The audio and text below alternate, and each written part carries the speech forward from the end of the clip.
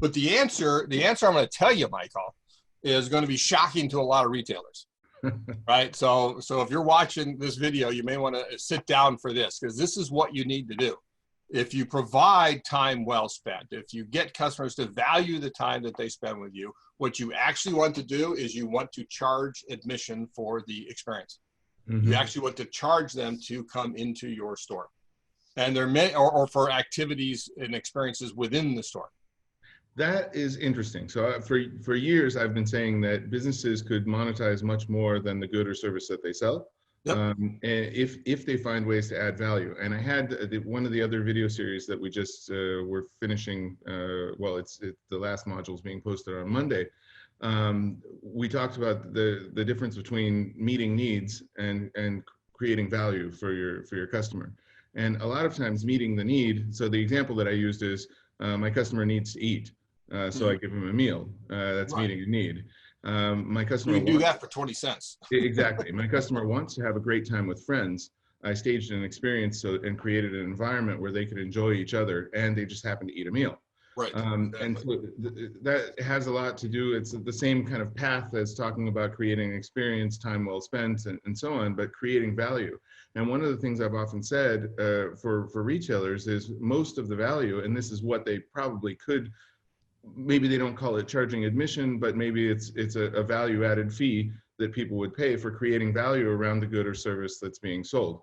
So it could be, and it could be bringing things together. So for example, I'm buying a car. I don't need just the car. I need the car and the auto loan and the insurance and the roadside assistance and all of those things.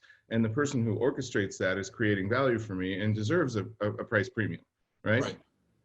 Right. So, there is a problem with the price premium as opposed to the actually explicitly saying this is an admission fee or a membership fee or a design fee. You could do it like a personal shopping fee. Making it separate is because then if you don't make it separate, then you're basically looking at expanding the price of the product beyond what it's worth. A very simple way to see it is go to a Hard Rock Cafe. Yeah. Right? Hard Rock Cafes and other themed restaurants, they charge a premium because of the experience that they're creating, the money they put in the environment, the music, and so on and so forth. But then you look at this hamburger you're buying and you're paying $15 for a hamburger instead of $8 for a hamburger, and you say, this really isn't a $15 hamburger. Exactly. Right? And it sets that disconnect. Whereas if you said, here's a $5 admission fee to the Hard Rock experience, and the hamburger now is $10, and then you've got this alignment. Or you say, here's a $5 admission fee, but you get it off your meal. Right? Yep. Or generally retailers, if you do it, there's a bookstore in Porto, Portugal. I can't pronounce Portuguese that well, but Leo Oliveira. And it is the most beautiful bookstore in the world. It's billed at. Many people view that. It actually inspired J.K. Rowling for the Hogwarts staircases and that. There's this beautiful staircase in there. And they're so inundated by people who are coming in to look at the store, but never buy anything, that across the street, they put a ticket booth. And originally it was €3. Now it's €5 to get in. And so one, you chase away some demand. People say, oh, I'm not gonna pay to go in a bookstore. All right, well then, okay, that's good. And in today's environment, we need to chase away demand because we can't fill them up anymore, at least until we get a vaccine. So it chases away some demand. The rest of it they're buying, and then they say if you buy, you get €5 off your purchase. So now they actually sell more than they did before, but those those that don't buy, they get the admission fee as pure top line revenue, almost 100% margin just for the ticket booth person, and that's the way to do it. And there are scores of retailers that are charging admission in some way, shape, or form. And that's what retailers really need to shift to. And that, because when admission fee sends a signal that this is a place worth experiencing, and it gives you the wherewithal to be able to create a great experience because you now have more income directly related to that experience. That is great. There was a restaurant close to here that we used to go to that they had what they called a true cost menu. So you paid, essentially it was about $50. It was a high-end restaurant. So you paid an admission fee of about $50 to get in. And then all of the food inside was at cost. Yep. So they calculated the cost of the ingredients and the cost of the labor and the cost Right, right. of the environment and so on, but you got everything at cost with no margin. And Yep. I had a talk with the director of the magazine, of the restaurant, and I said, you know, you're missing an opportunity here, because what you should do is have a membership fee that goes for an entire month instead of an admission fee for each Right. visit.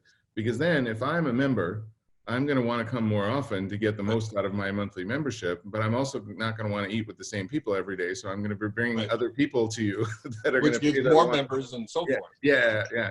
And so they kind of missed the point on that, and they ended up going back to a regular menu system because Right. they Oh, weren't that's, making enough money.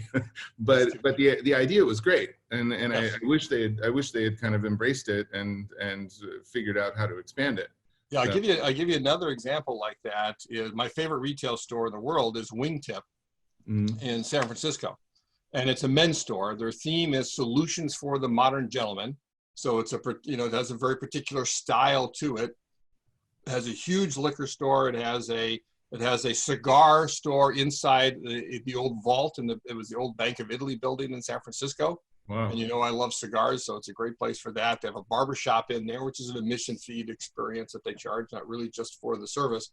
And the co-founder of the store, Ami Arad, told me he read our book while he was designing this and had a smaller store elsewhere. And he came to the spot in chapter 3 where we asked, what would you do if you charged admission?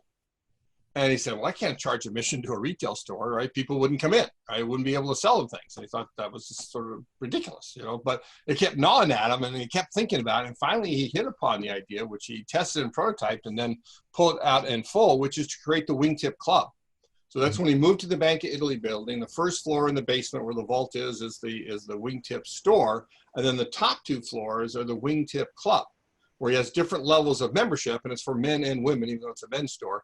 And where it's a $3,000 initiation fee and $200 per month. Right, and then there's lower levels, but that's the main membership. He has hundreds of members.